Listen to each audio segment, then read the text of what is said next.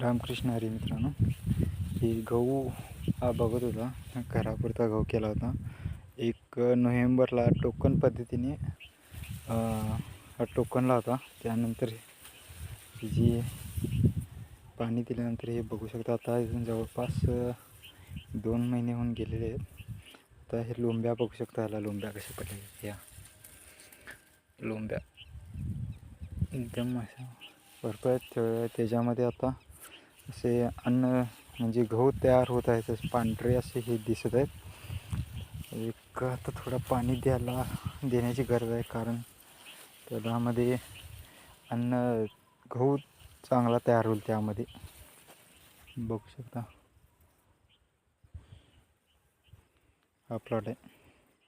इथे एक आहे, अजून इकडे तिकडे एक आहे. त्या साईडला तिथे एक 10 गुंठे आहे, हे एक 5 गुंठे.